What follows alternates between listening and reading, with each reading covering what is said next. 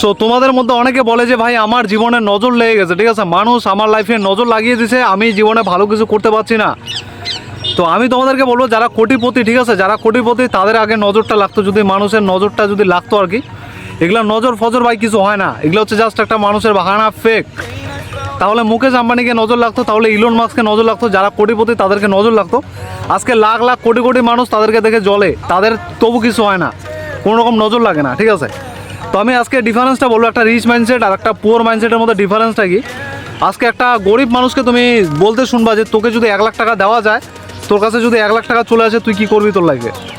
সে বলবে আমি এইটা কিনবো, আমার লাইফে আমি গাড়ি কিনবো, বাড়ি কিনবো, এইটা করবো, চলবো, ঠিক আছে। কিন্তু একটা পুয়ার মাইন্ডসেট এই কাজটাই করবে, কিন্তু সে প্রথমে জিনিস কিনে সেই টাকাটা নষ্ট করে ফেলবে। আর একটা রিচ মাইন্ডসেট যে তার লাইফে ভালো কিছু করবে, সে সেই 1 লাখ টাকাটা এমন জায়গায় সেই 1 লাখ টাকাটা ইনভেস্ট করবে, সেখান থেকে যাতে আরও 4-5 লাখ টাকা সে আনতে পারে তার লাইফে, ঠিক আছে।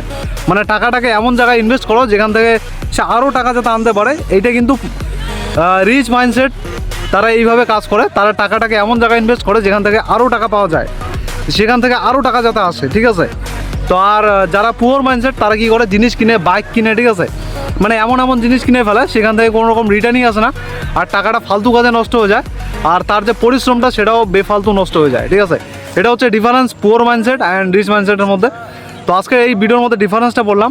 তো নতুন ব্লগে আরও নতুন কিছু আমরা জানবো অ্যান্ড নতুন কিছু শিখবো, ঠিক আছে। চলো, ভালো থাকবেন অ্যান্ড সুস্থ থাকবেন।